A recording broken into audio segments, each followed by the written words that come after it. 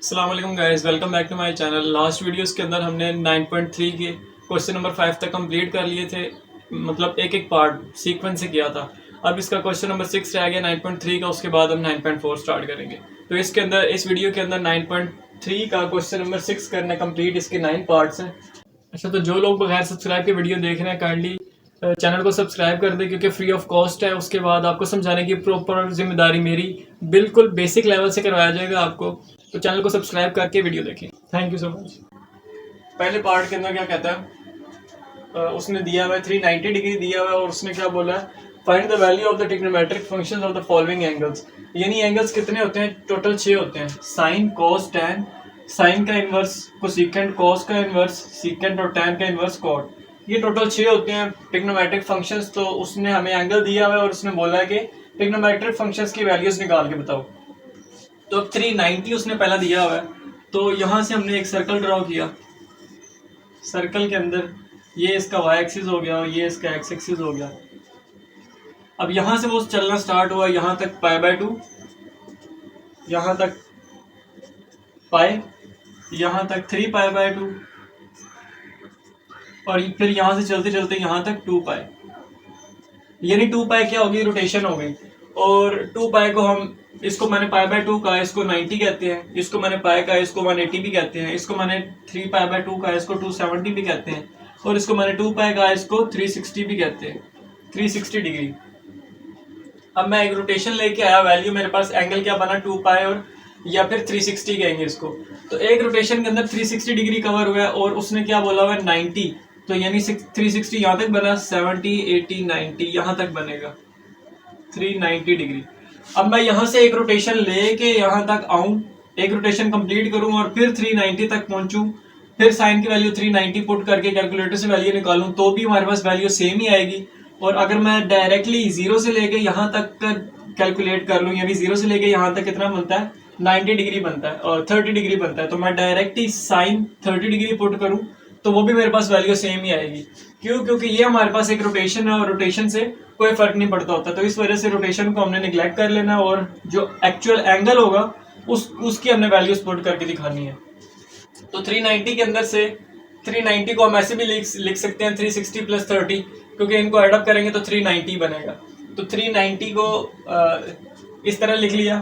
उसके बाद 360 क्या है, एक रोटेशन है, यहाँ से यहाँ तक 360 एक रोटेशन है। रोटेशन को हम निगलेक्ट कर लेंगे, आगे जो एक्चुअल एंगल है उसको पुट कर देंगे। तो जहाँ जहाँ 390 आ रहा होगा वहाँ पे हम 30 डिग्री पुट कर देंगे, क्योंकि ये एक रोटेशन है और रोटेशन से कोई फर्क नहीं पड़ता। तो साइन 390 की जगह साइन 30 पुट कर दिया। इसी तरह 390 जहां पर भी है वहां पे हमने 30 डिग्री पुट करना है, क्योंकि ये रोटेशन है।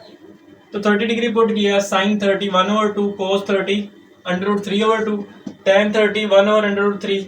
जब साइन कोस tan की वैल्यूज निकल आई तो इन्हीं वैल्यूज को उलट कर देंगे, तो इनके इनवर्स की भी वैल्यूज निकल आएंगी। जैसे साइन की वैल्यू 1/2 है, इसकी वैल्यू को मतलब उलट करेंगे तो हमारे पास इसके इनवर्स की वैल्यू निकल आएगी। जैसे साइन का इनवर्स क्या है, कोसेकेंट।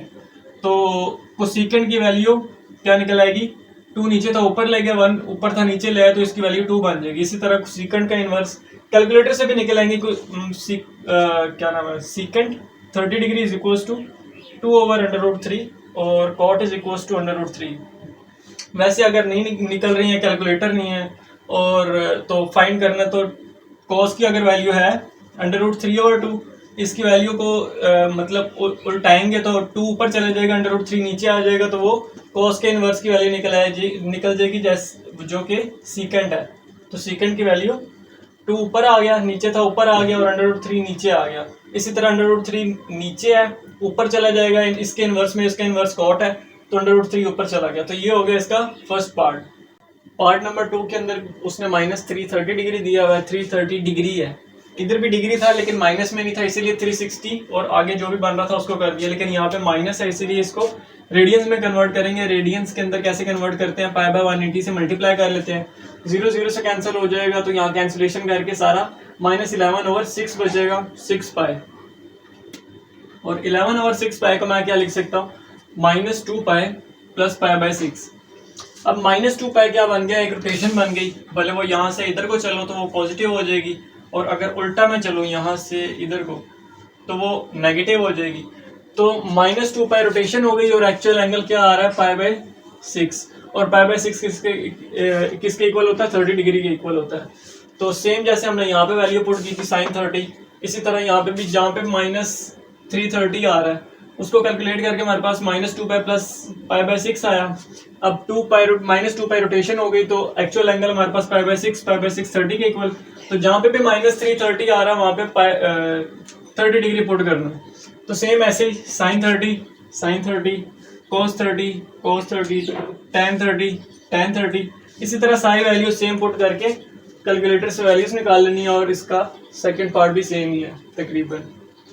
अब इसका करते हैं थर्ड और फोर्थ पार्ट नंबर 3 और पार्ट नंबर 4 ये गिवन है। पार्ट नंबर 3 के अंदर 765 डिग्री दिया हुआ है। डिग्री मतलब ये कितने रोटेशन, अगर मैं 360 को यहाँ से यहाँ तक चलूँ तो ये 360, दोबारा चलूँ तो कितना बनता है? 360 प्लस 360 720। 720 के आगे भी कुछ दिया हुआ है तो 720 यहाँ तक 720, आगे का जो दिया हुआ है वो मैं आगे एडिशनल ऐड कर देता हूँ वो 45। अगर 720 में 45 ऐड करो तो वो 765 बनता है। तो मैंने क्या कर दिया, 720 था उसको 360 इंटू 2 लिख लिया, यानी ये क्या है? रोटेशन है, 2 रोटेशन बनेगी। और आगे एक्चुअल एंगल क्या बनेगा? 45 डिग्री, यानी सेंटर में, इस दोनों के सेंटर में। तो ये रोटेशन आ गई, मतलब अब मैं 2 चक्कर लगा के फिर एंगल 765 एंटर करूं, मतलब पुट करूं साइन और आगे 765 तो भी वैल्यू सेम आएगी। और अगर मैं डायरेक्ट 0 से लेके 45 पुट करूं तो भी वैल्यू सेम ही आएगी। इसी वजह से जहाँ 765 आ रहा है वहाँ पे मैंने डायरेक्ट 45 पुट कर दिया, क्योंकि ये रोटेशन है। तो डायरेक्ट 45 पुट किया तो कैलकुलेटर से कैलकुलेट कर लेनी है तो ये सारी वैल्यूज आ जाएंगी। इसी तरह फोर्थ पार्ट के अंदर -675 है। 675 को मैंने सबसे पहले 2 रोटेशंस कैलकुलेट करने के लिए 360 को 2 से मल्टीप्लाई किया, वो होता है 720। साथ माइनस आ रहा था तो माइनस भी लगा दिया। अब 720 में से कितना माइनस करो तो 675 बनता है। 45 माइनस करो तो 675 बनता है। और क्योंकि मैंने एंगल को पॉजिटिव रखना है इसीलिए मैंने इसके साथ साइन लगाया माइनस का। और वैसे भी साइन इन दोनों को सॉल्व करेंगे तो -65 आता है, वो इस वजह से क्योंकि जो बड़े के साथ साइन होता है वही आंसर में भी आता होता है। तो इस एक वजह ये भी है कि 720 के साथ ही क्यों माइनस लगाया। और दूसरा ये कि ये रोटेशन है तो रोटेशन को हम निगलेक्ट कर लेते होते हैं, जैसे यहाँ पे किया था, रोटेशन को निगलेक्ट करके एक्चुअल एंगल फाइंड किया था। इसी तरह यहाँ पे एक्चुअल एंगल 45 डिग्री निकला। 45 डिग्री को जहां जहां पे 675 आ रहा है वहां पे साइन 45 पुट कर देना, cot tan जो भी वैल्यूज हैं 45 डिग्री पुट कर देना और इस तरह वैल्यूज निकल आएंगी। तो वैल्यूज तकरीबन सेम ही है, 45 डिग्री 45 डिग्री। तो ये हो गया इसका थर्ड और fourth part complete. Question number 5, part number 5 और पार्ट नंबर 6। तो -17/3 पाई दिया हुआ उसको मैं लिख सकता हूँ -17 और इसको बल्कि साइड पे कर देते हैं।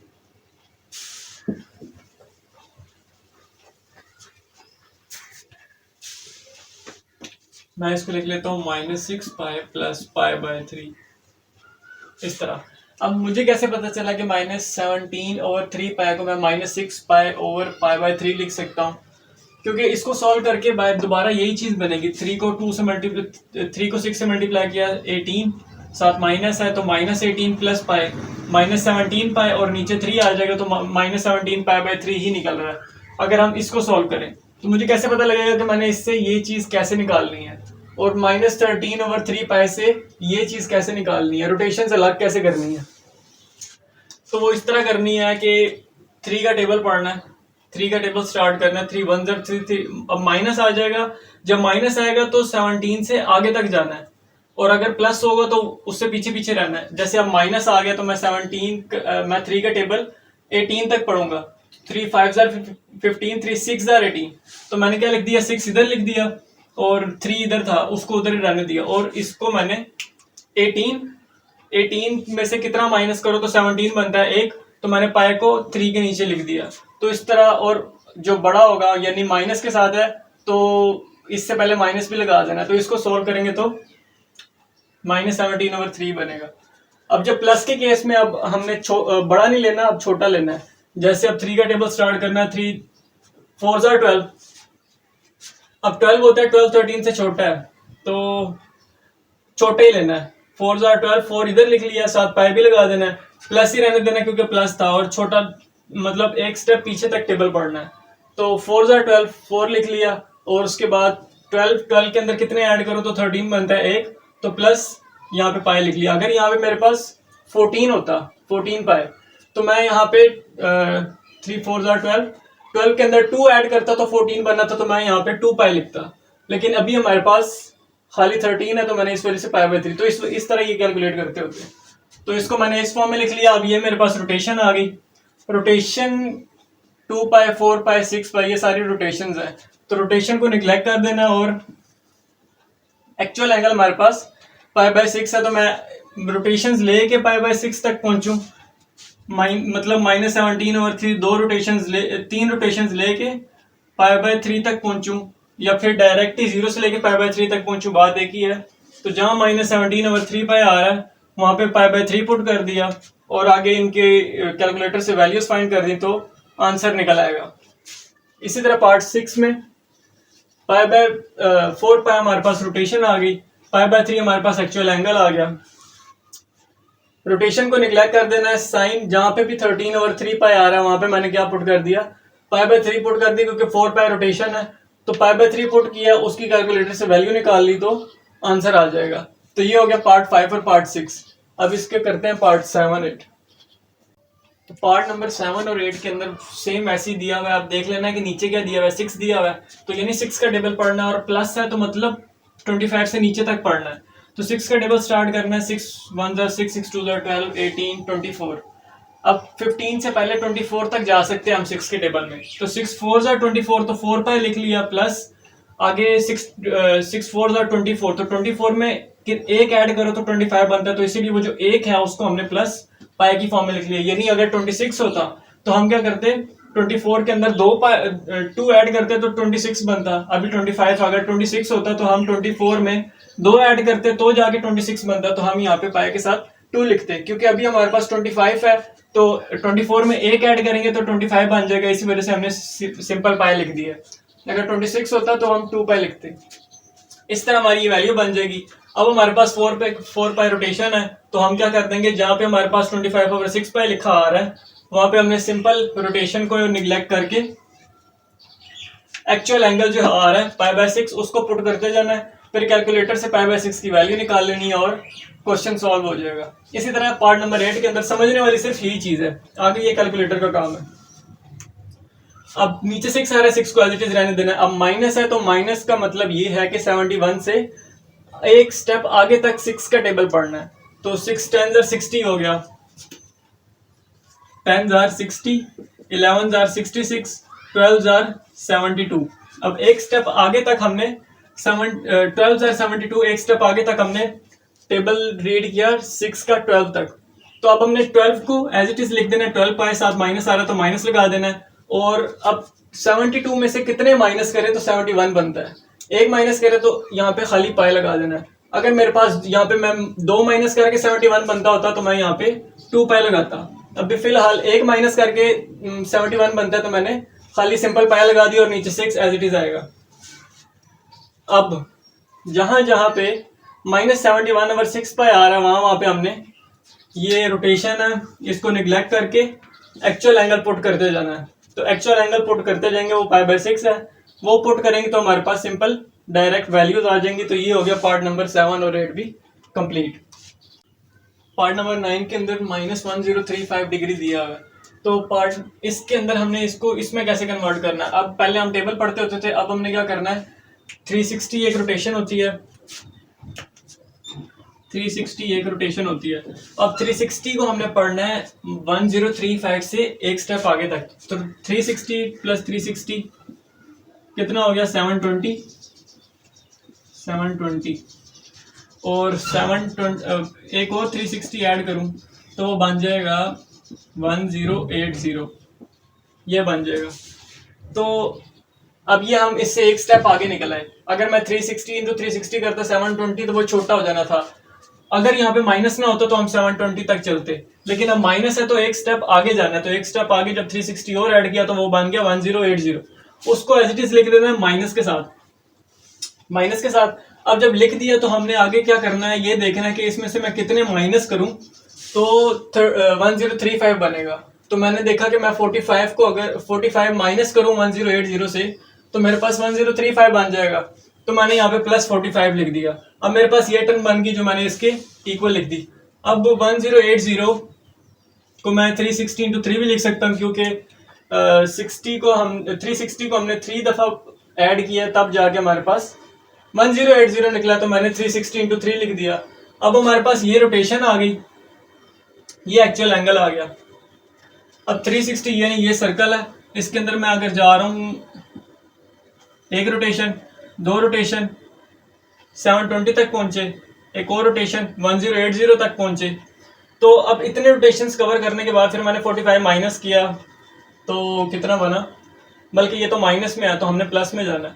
तो प्लस में जब हम जाएंगे इसको प्लस में करके यानी रोटेशंस निगलेक्ट करके हमारे पास 45 डिग्री बचेगा। ये तीसरी रोटेशन यहाँ तक हमारे पास कितना हो गया 1080। अब 45 प्लस है, यानी अब मैं क्या करूंगा 45 डिग्री और आगे मूव करूंगा। तो इतने रोटेशंस के बाद भी अगर मैं 45 डिग्री ऐड करके मैं अगर बनाता हूँ 1035 तो वो भी आंसर सेम आएगा। मैं डायरेक्ट 45 पुट करके भी आंसर बनाता हूँ तो वो भी सेम ही आएगा। तो रोटेशंस को निगलेक्ट कर देना, डायरेक्ट एक्चुअल एंगल पुट कर देना। तो जहां जहां -1035 आ रहा वहां पे 45 डिग्री पुट कर दिया, तो जो भी आंसर आएगा वो लिख देना है। अब ये कैलकुलेटर वैल्यूज हैं, कैलकुलेटर से कैलकुलेट करके वैल्यूज लिख लेनी है। तो ये एक्चुअल वैल्यू sin 45 की 1/√2 इस तरह कैलकुलेटर से वैल्यू कैलकुलेट करके साइन cos tan की निकाल लेनी है। बाकी उल्टा करते जाना तो उनके इनवर्स की वैल्यूज निकल आएंगी। साइन को उल्टा किया तो √2 बनता है, वो इसके इनवर्स की वैल्यू आ गई √2। cos की वैल्यू को उल्टा किया तो वो भी √2 बनता है, तो इसके इनवर्स की वैल्यू सीकेंट है उसकी भी वैल्यू आ गई √2।